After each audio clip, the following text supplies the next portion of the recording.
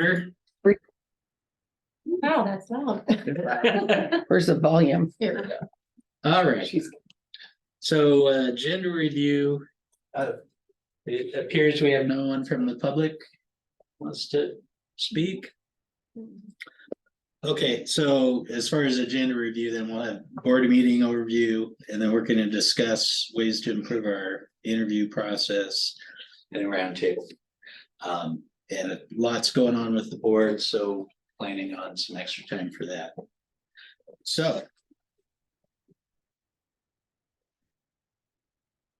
there was some question about if you cast your mind way back to July, and we approved a proposed rule change that allowed the city of Lowell to have open burning during limited times. And I had to reprint it because it was so hazy in my memory. So in July, we didn't have a lot of discussion about it. I think mainly because Lowell was already joining Coburg, Cottage Grove, Crestwell, Dune City, Junction City, Veneta, and Westford. All it was doing was Lowell had chosen not to have residential burning, and with all these other cities making a different choice and Lowell wanting to join them, I don't think it was controversial to the committee in light of that, because sort of who are we to tell Lowell what to do when other cities are allowed? But the board had some questions about it, and I guess it took some time. Like when I wasn't there in September. 20-minute rabbit hole is what it amounted to. Yeah. Oh, wow. Yeah. And then, so in October, there's some interest in revisiting it. And when I said, okay, what do you want to know? And I was hazy at that time on even what we'd done in July. But it didn't really go anywhere then. So I guess the 20-minute rabbit hole served its purpose in September. To add to that though, so the Title 47, we're changing the outdoor burning, and that title is a state implementation plan title, which basically what a SIP is, or the state implementation plan, is it's how the state of Oregon tells the EPA that they are implementing the Clean Air Act. So it's something that has to be approved. So because outdoor burning is a source of particulate matter, it is a state implementation title, state implementation plan, or SIP, as it's more informally referred to. So because of that, we have to, well, for one, we have to change, every time we're going to make a change to our title, the board has to approve it. So there will be board discussion. We're going to request that the board establishes a public hearing in January, which will then essentially begin an open comment period for people to comment on this potential change. Once that's done, it kind of has to go through the same sort of state approval with open comment period. We're working to align those at the same time, to where DEQ has given us permission to request a hearing or to establish a hearing on behalf of not only Lane County interests, but also state interests. And then once that is done, then the EPA has to be agreeable to the change. And their interest or their perspective is, will this change in this title that will allow more particulate matter pollution in the winter months, will that create any violation of the national ambient air quality standards set under the Clean Air Act? Our expectation, LRAPA's expectation, is it will not, and we have a number of reasons why. So we are getting all of our paperwork together to sort of like explain why this is not going to be an issue. So a lot of process for a simple change. Yes. And I guess the board's going to have more opportunity to take action on their own In November, yeah. We'll be giving a presentation to them and asking that they request, or we're going to request that they hold a public hearing in January for this change. So as far as committee goes, we should be out of it. Can I ask if the rabbit hole was about specifically the change, or more about the process and following the process? It was concerned about. I would say it was more change. Oh. It was certain members on the board were like, well, why are we putting more smoke in the air? That doesn't seem like a great idea. We're wanting to protect the air quality, not to put more smoke into the air. And that's where the board gets to make that decision. So in November, our board meeting coming up next week, we will be presenting on this issue, saying that LRAPA doesn't feel that making this change is going to violate the NACs in any way. And that's kind of our regulatory framework and legal framework that we get to exist under. To our authority is established on the NACs, essentially, under the Clean Air Act. And because we don't believe it's going to violate the NACs, then we have no reason to say, sorry, Lowell, you can't do this. However, the board can still disagree with that and could just make the decision that they don't want to have that happen, which is the benefit of that local sort of viewpoint and perspective.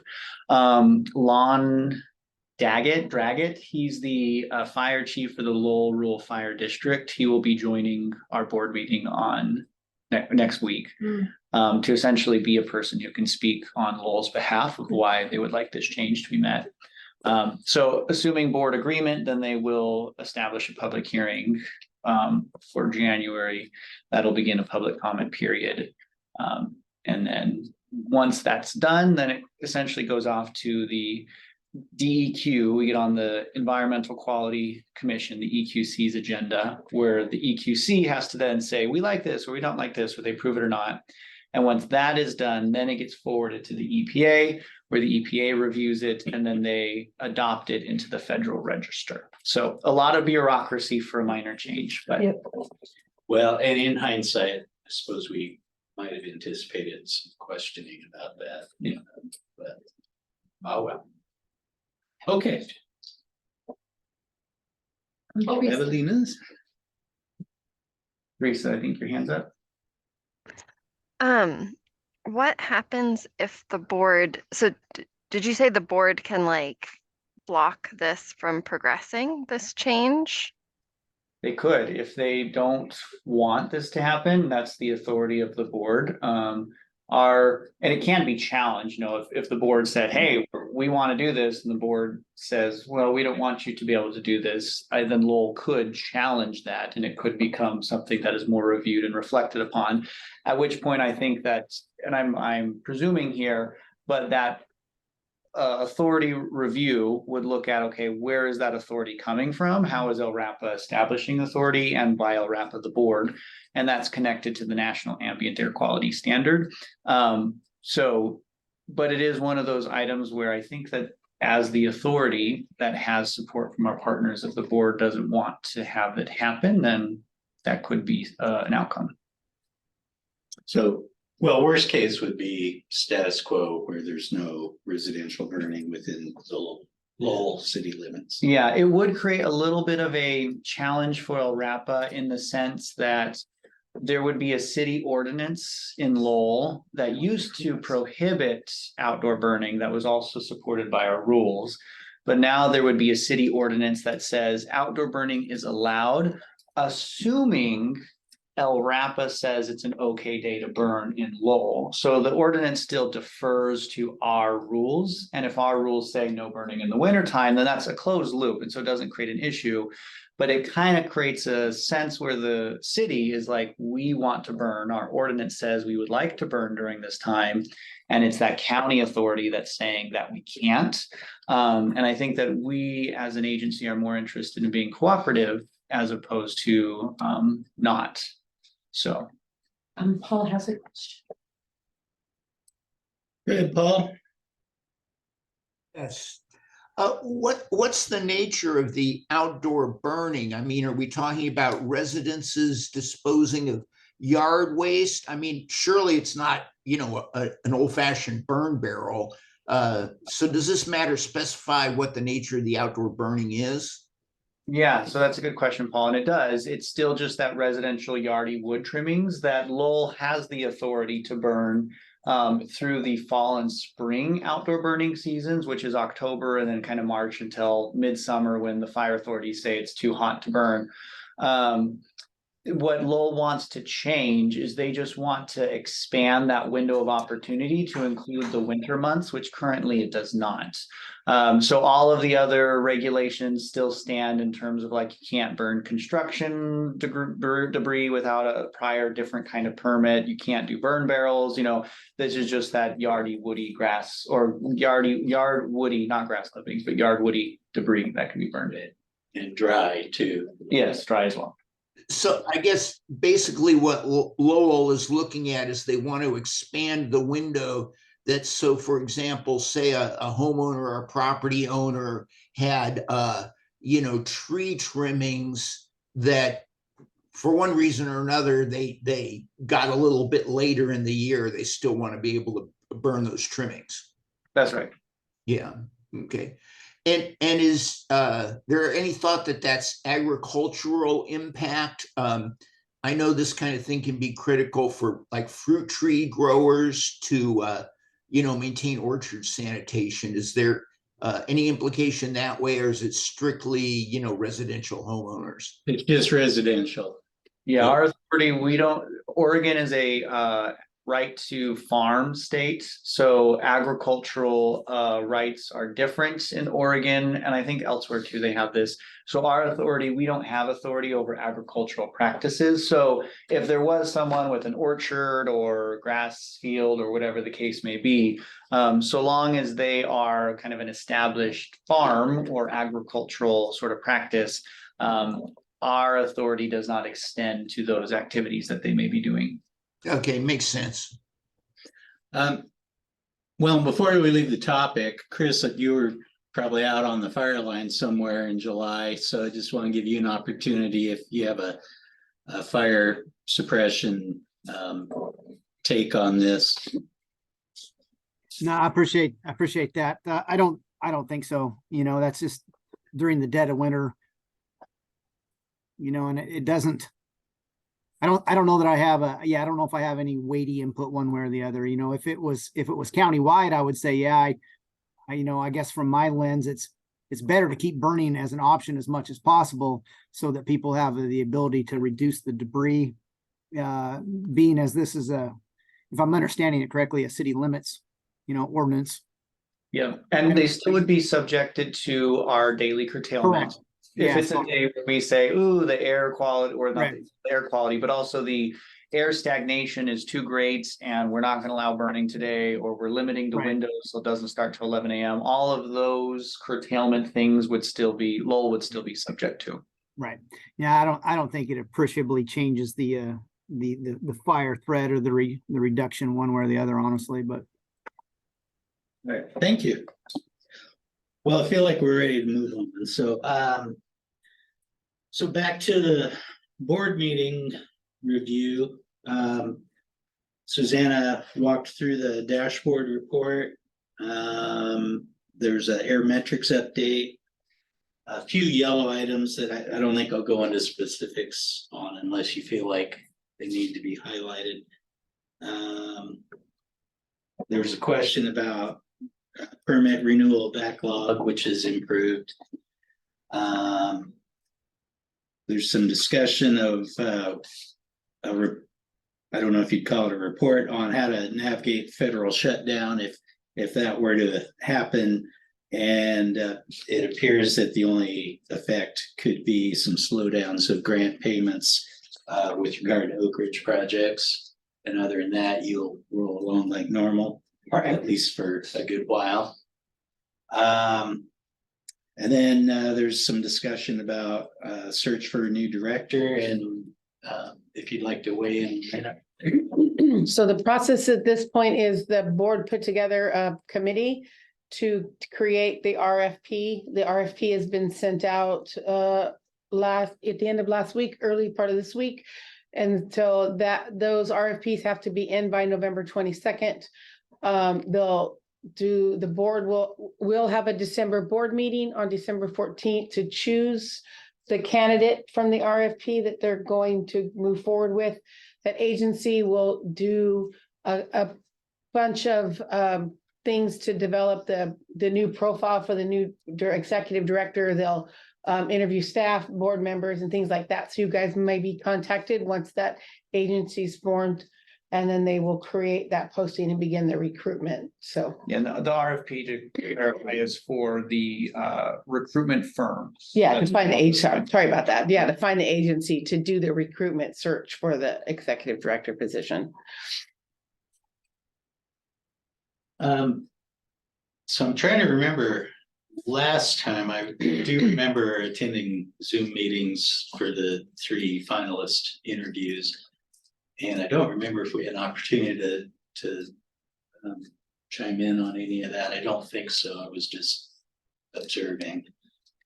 I think that the board So wants to they go through the want, public process. there will be more input this time for the director search.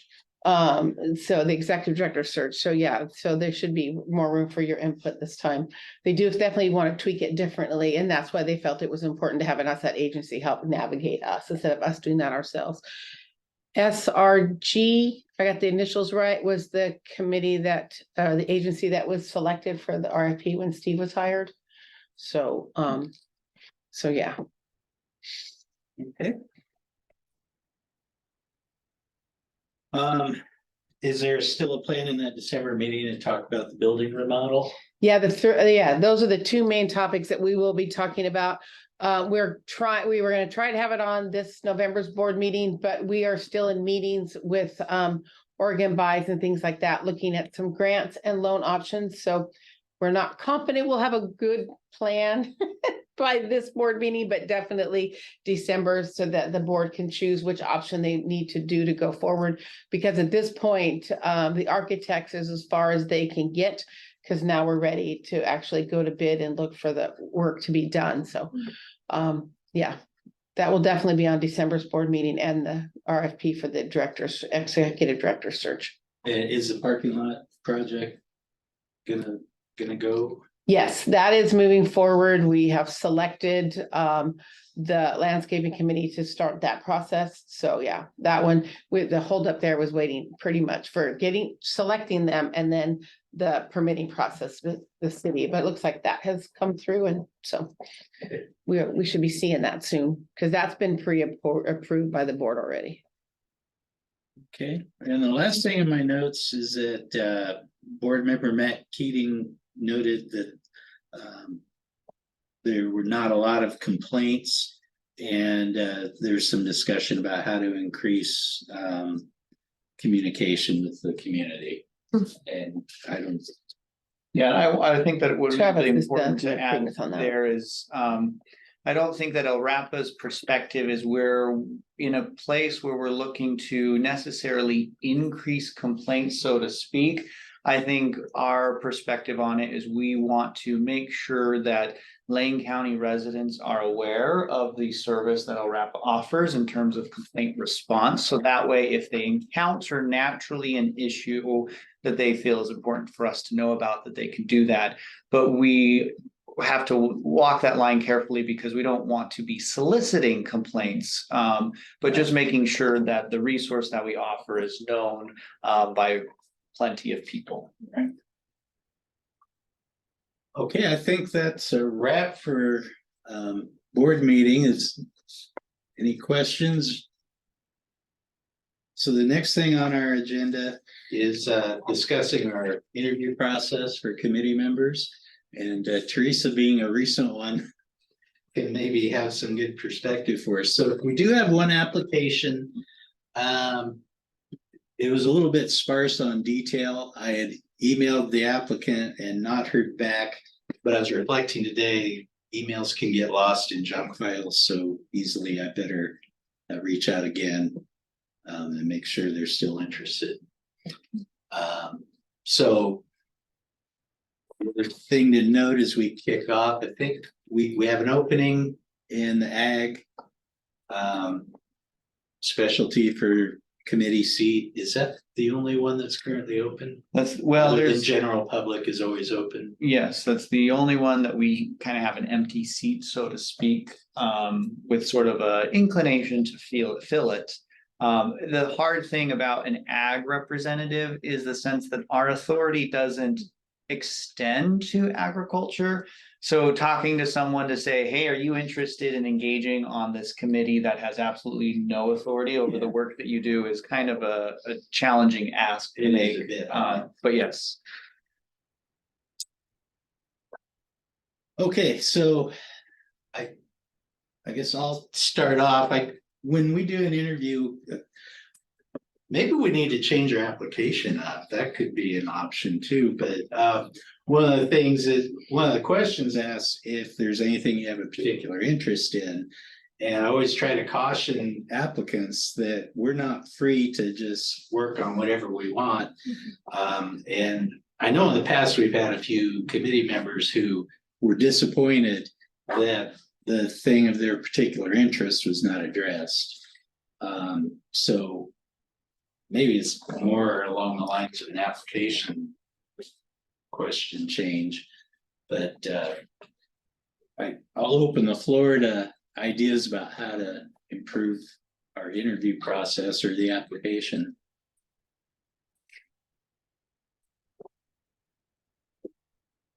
Did you have some thoughts, Kelly? I just know that this last application was not super unique in the sense that there was not a lot of information given. The answers were kind of almost yes, no. And anyways, it was just, some of them weren't even answered. I remember years ago, even on mine, I got a strange reply that said you opted not to attach your resume or something. There was some weird thing and I was like, it didn't even ask me for that. So that was kind of a weird comment.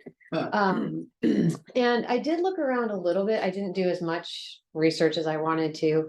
One of the things for me though, is that I wasn't familiar really with the role of the CAC and asking people if they understand, because I think sometimes there's, I'm not going to say an agenda, but sometimes, right, the interest that gets a little lost on what is the actual role of the CAC and making sure that people who are applying understand what you're being tasked with. So maybe some questions around that.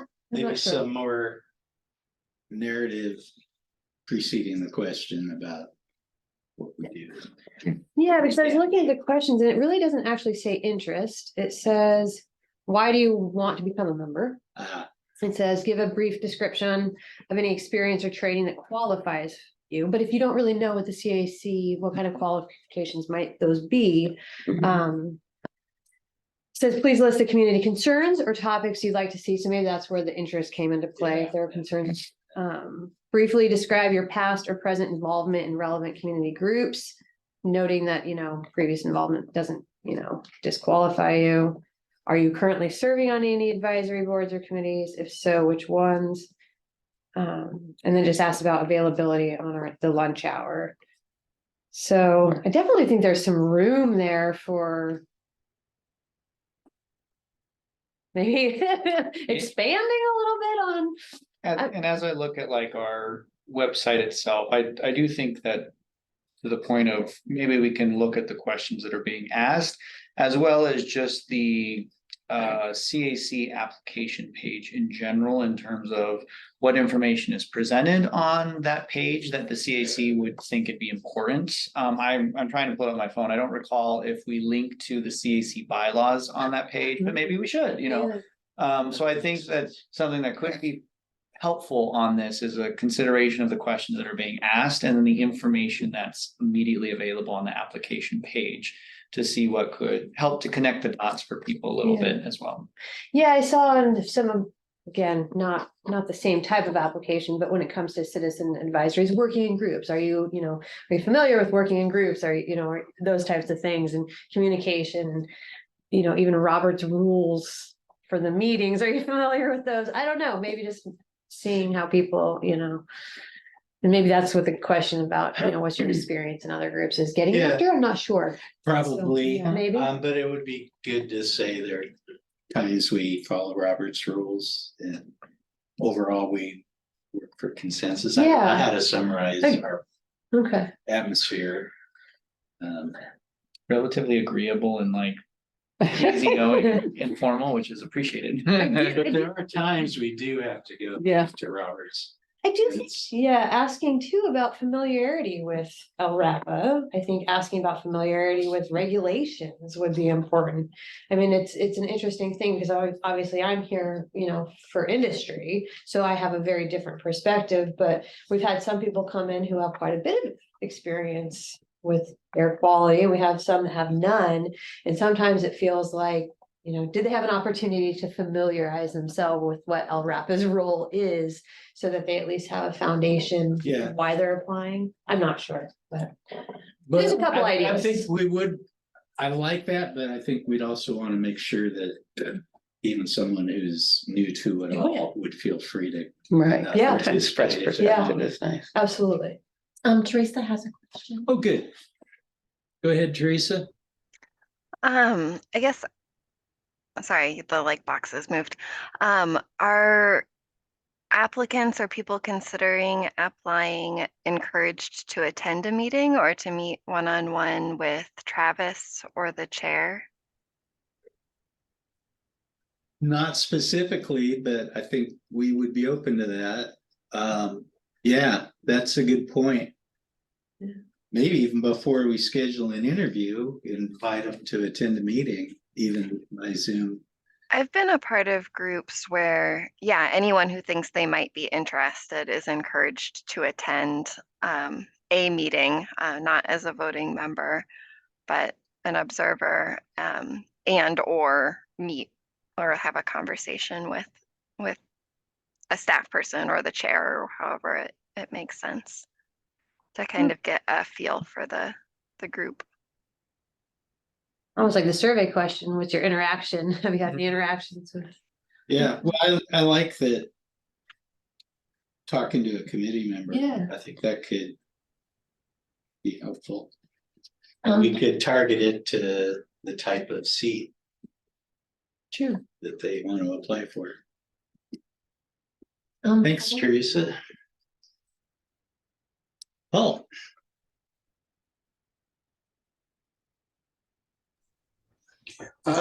Well, in my time here, I get the feeling that sometimes applicants, they, really don't understand what the CAC is all about, which is perfectly understandable. And perhaps an efficient way might be to give applicants a link to one of the recorded Zoom meetings. That'd be another option. Which I have asked Heather, and she's been very good about it, getting our recorded meetings, whether it's a board meeting or a CAC meeting. It's now published on a YouTube channel that we've made. Oh. So those things are accessible in that route. So that would be an easy item to share. Yeah, that way they could skim it and have less commitment.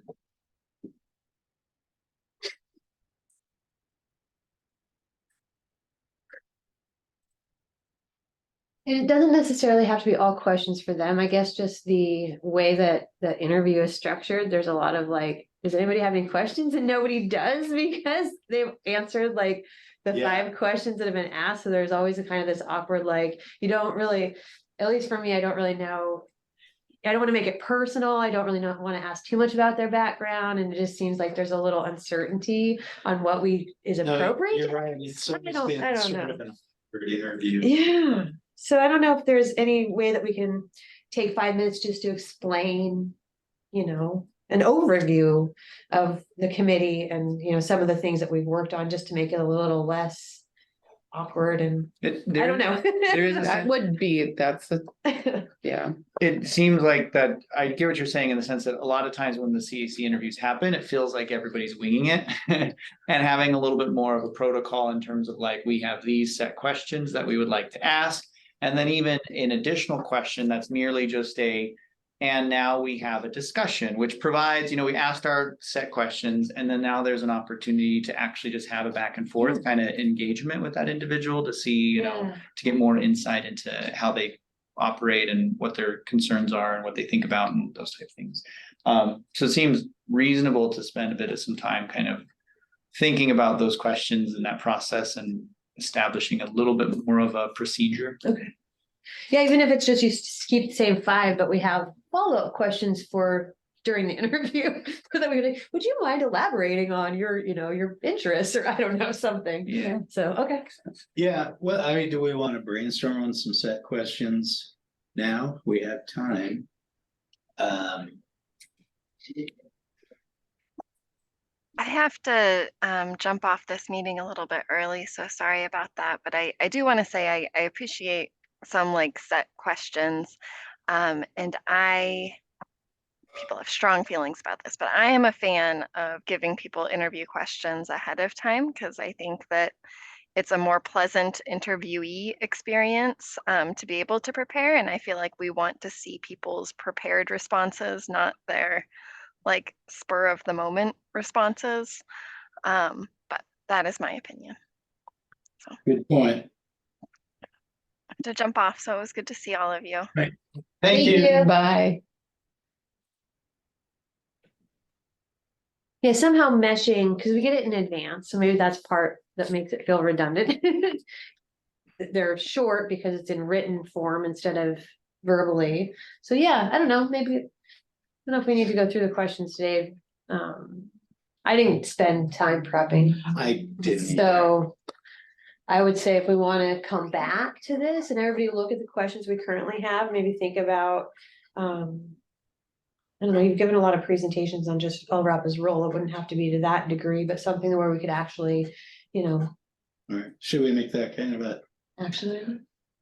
think about that, those types of questions, and maybe take a look at the application and see if we can suggest some changes, and talk about that next time, which would mean November.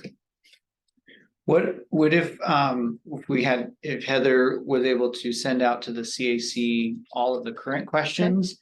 And then people could respond to Heather either as a reply all or just to Heather one-on-one with your sort of initial thought and feedback. And then something that could be done is ahead of the next meeting, that feedback that's provided, we can kind of just summarize it up and here's the general sense of feedback of what would be helpful. And then that would be already a good first step in the next meeting in terms of like, okay, here's the general feedback from those who responded to Heather. And then we could just come up with maybe some suggestions there and turn that into more actionable or informed questions, or even just a process of the interview approach. Especially with I guess one thing that I like that you suggest is somehow having a discussion, questions, not just, I don't know, yeah, Yeah, okay. well, and anybody you talk to, it's nice to just delve into their background more in a friendly way. Hear more about their life experiences. Yeah. We could be more free roaming on that part of it. But so is a consensus that sounds like a good approach? Everybody? Absolutely. I was actually going to suggest that when Travis jumped in there. So yeah, good. Okay. Good idea, Travis. All right, so we'll leave this topic for now. One thing I wanted to raise is a departure from the agenda. I guess we can call it our roundtable. In our bylaws is a requirement for me to write a report summarizing, a concise report summarizing our activities over the year, and submit it to Susanna by December 1st, and then that gets submitted to the board. So I looked through our agendas over the last year. Mostly what we worked on was the public survey that was implemented. The Title 47 review that we discussed today was July. Last month was the greenhouse gas reduction grant discussion. So I open up if somebody thinks of something else that ought to be in that report, but my thought was I'll do a draft for November, leaving open the possibility, including November actions. And then I would need to submit to Susanna within a couple of days after, which should be no problem if we already have a mostly firmed up draft ready. So if you can think of something I missed, let me know right now and I'll get it in the draft. But I think I would say bringing on a That's new good. member of the CDC you just had. actually, yeah, I did have Okay. that. And we interviewed in January, we interviewed James Hugo and declined to recommend him. Okay. And yeah, I should probably, in that, I'll make a note of current membership and where we have open seats. Yeah, The other thing in the bylaws, so it says also to discuss anticipated activities or something like that for next year, which given that we're directed by the board, that's kind of limited, but I don't know that there's anything we could speak to for next year's other than possibly revising our membership application. Providing input to the Process. director if asked on that position. Yeah, good one. Maybe. Yeah, that's a good one. And then I think But in that's the an selection process opportunity, as the executive director. an opportunity too, to be like, I know that in the absence of things that the board is saying, hey, CAC, we'd like your opinion or perspective on these things, or here's a project for you. Just that's where more of the inherent interests of individual CAC members can say, hey, I'm interested in learning about this particular topic. We have had Robbie come and present on asbestos. I know there is some interest in like Clean Air Oregon, a little bit more of an understanding of that. There has been this idea, Jim, that you talked about of having like Max or someone else from the permitting staff kind of go through here's a permit 101 sort of approach. So I think if there's those ideas or those desires, those could be really nice things to capture or lay out in that report so the board can see what the CAC's interest is in exploring. Does anybody have an interest they'd like to delve into in the next year?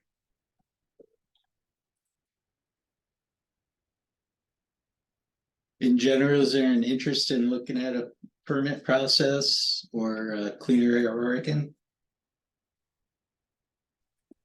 Yeah, cleaner air Oregon would be great. Okay, Yeah, I agree with that. I would also say a potential activity is to kind of do a review and summary of the survey and results or something along those well, lines. yeah, thank you. That had crossed my mind too of when did we do that last year? It was.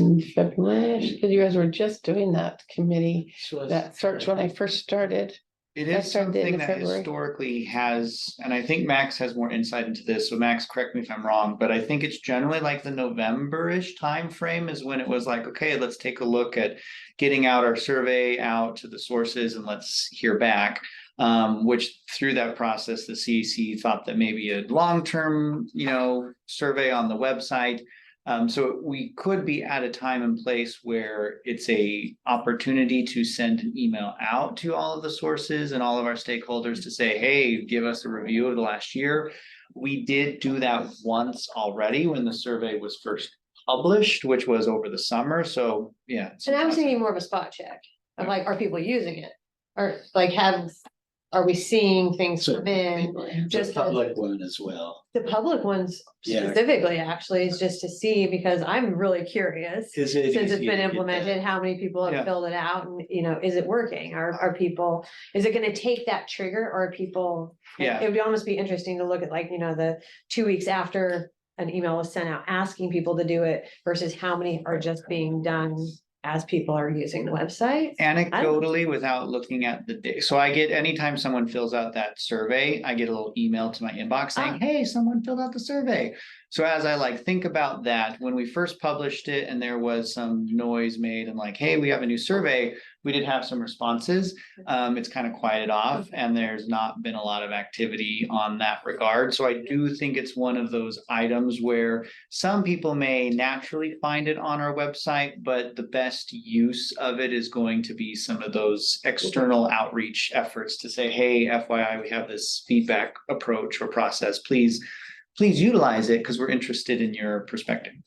Well, on that note, then, as far as timing, I mean, if traditionally we sent the survey out or asked sources to fill it out in November and reported to the board in January, do we want to stick with that? Maybe November. Well, and that would be staff too, because you've got the email list. Yeah, that there will be some staff time to draft that, and which it's, once you get the contact list together, which I think we kind of have that together. Going through this process this first time would take a little bit of like, okay, we need to get all of our organization here. But then once that organization's done and established, then it becomes more of just a standard repeat thing. Do you think putting the survey out through the holidays is a good time that you would get more responses after? Just asking, curious. Yeah, if we had all of November and December for folks to respond and. I was gonna say in previous years, it's all over the board on the number, okay. like the percentage of replies. I Yeah. think with the new format, I would hope to see the numbers go up versus. Traditionally, it might have been more March that the report was made to the board. Okay. Seems to me we had a member who would sit down and watch March Madness and compile survey reports with them in hand.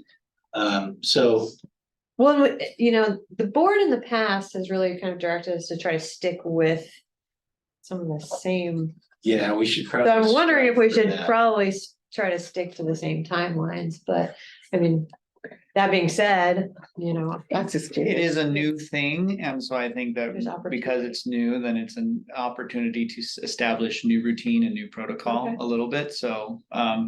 Yeah, I think that's, if there's a strong preference or thought or desire from the CAC, I think it would be reasonable to float that by the board and say, here's what we advised the board of what we'd like to do and see how they respond to that.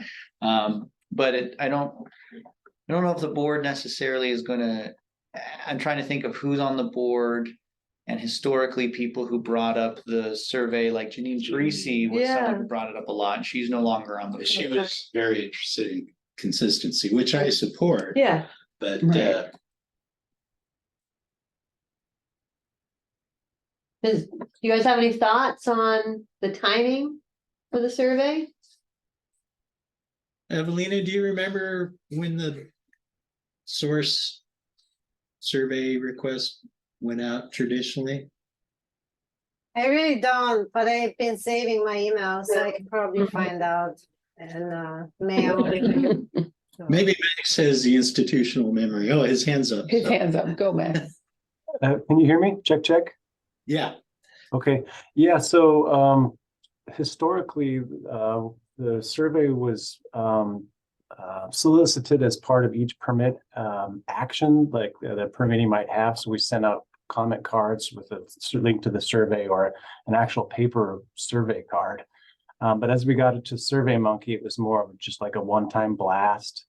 And it looks like, looking at 2023, it was sent out on November 7th. And then before that, the most recent one was 2018, and it was sent out by the board secretary on October 15th. So looking at the summaries, it's kind of intended to be like a calendar year summary tally comparison to each calendar year that came before. So hope that helps. But yeah, it looks like it was kind of solicited, email blast in the fall. And then presented to the board. Looks like last year's in February, as maybe Susanna mentioned.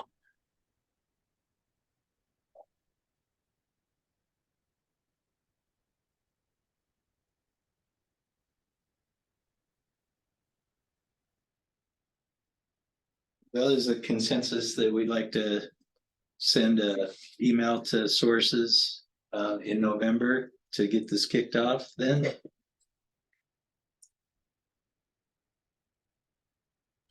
Thoughts? I'm good with that. Kind of like, I think you mentioned, Jim, I don't, yeah, it is. We are dealing with some holiday times, but I don't think it's that much appreciably different than any other time of the year. I mean, people just kind of work around it, but. If we think staff can get stuff together, I support keeping it on the same schedule. Yeah. Especially because there was a second reminder. So I think, right, it went out in November and then come December, there was like hey, this is just a reminder. And so then if it's supposed to be year end, it would make sense, regardless of when it's presented, you're kind of getting the year's previous. Yeah. Yeah, makes If, sense. if I can suggest something, then this is where I think that CAC would be very helpful in this task is, so we have all of the sources that we sent contacts to, and we still have that information, and that's easy to kind of incorporate and get out to. But the survey what's new to the survey is incorporating more than just industry sources in terms of general public. There's an opportunity for elected individuals, there's opportunity for environmental advocacy organizations to provide that feedback. So helping to craft that list of stakeholder outreach of who the CAC thinks that ORAPA should be soliciting in terms of hey, we have this feedback form, please, put this together, helping us curate that list of outreach, I think could be a useful task for the CAC to help us put that together.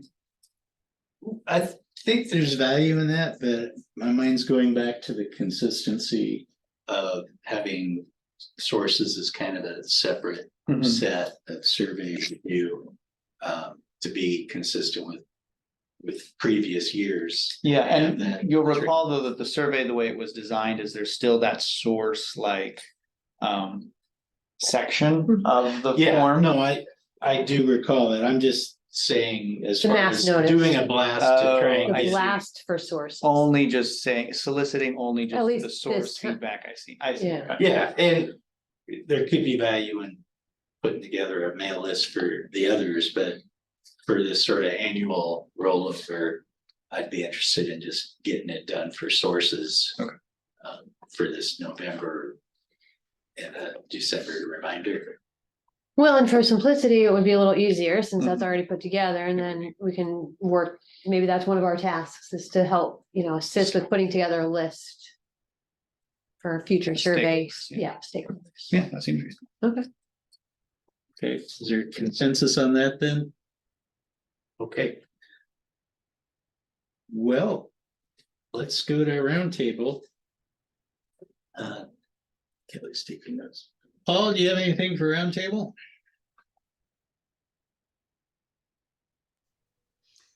Yes, I do. Something I've been hearing around the community is a lot of very vehement unhappiness. And there's one small part of this issue, which I think comes under El Rapa's domain, which is about the homeless population in trailers and in RVs that are parked on the street and are then abandoned and stay there for a long time. And, the reason why is for the towing companies to pick them up. There's, of course, no residual value or very little residual value to recover. And that disposing of those decrepit vehicles is very expensive, specifically because some of them might contain asbestos, which would come under El Rapa's jurisdiction. But then people like to complain. Is that really a legitimate complaint that there would be, real costs in disposing of an old RV that might contain asbestos?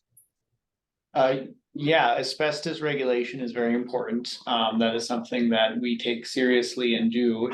If we were to, in a hypothetical situation, learn that there was an RV that had asbestos in it that was being disposed of in a way that was not following our rules, our asbestos rules, we would definitely have issue with that.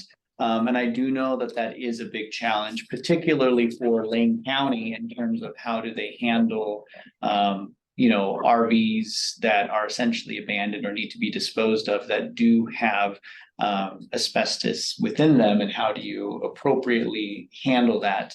That is a challenge that at this point there's no easy solution or answer to. Well, I'll just say that our stake in that is in assuring that any asbestos that is handled or disposed of follows our rules for asbestos.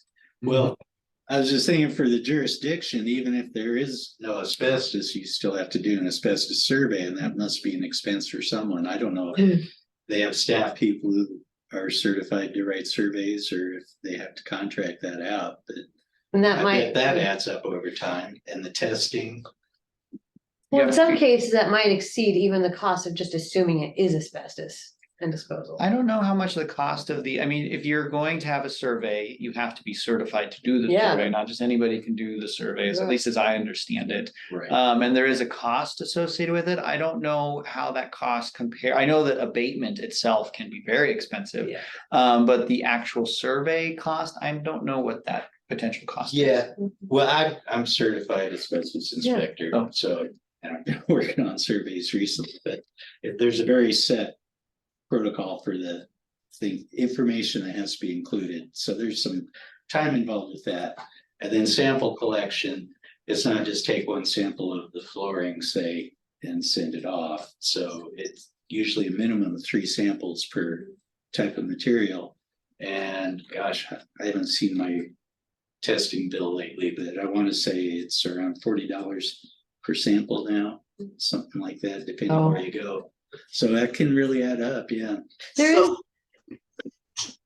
So if I may, so would it be an approximate scenario that, if a towing company tows in a decrepit RV and there's any suspicion that there would be asbestos, you're talking about certainly a couple $100 in fees, a month or two to get the results back, and it requires a staff member who's asbestos certified. Is that a fair approximation? Yeah, it'd be a quicker turnaround. Usually you get sample results within a few days. But yeah, there is an allowance. 2000, make sure I don't misspeak. After 2003, you can assume no asbestos. Yeah, man. Jim, isn't there something though that if you assume that the materials are asbestos and you dispose of them in that, like, Yeah, you can. you, without testing, without all of that? Okay. Yeah, and there's some sort of classic asbestos containing materials Right. that you're pretty safe in assuming that. But an RV, I think, gets a lot more Is it? tricky. Okay. Well, I guess that would be my question. Is it only a couple things in the RV or would it be the entirety of the RV? Just where the asbestos would be. So it's like, oh, we know that these aspects or components of the RV have asbestos containing waste or materials. That needs to be removed and abated following LRAPA's rules and regulations and disposed of following LRAPA's rules and regulations. And I think there's also like waste management rules that are applicable to that. And then in the rest of it, then you can. The question for me is more of, would it be roofing and flooring and this, or is it like?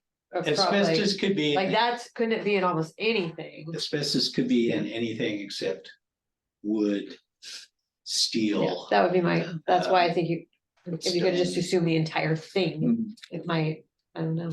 Yeah, in the case of an RV, there's probably quite a bit of steel and wood that would not be. Okay.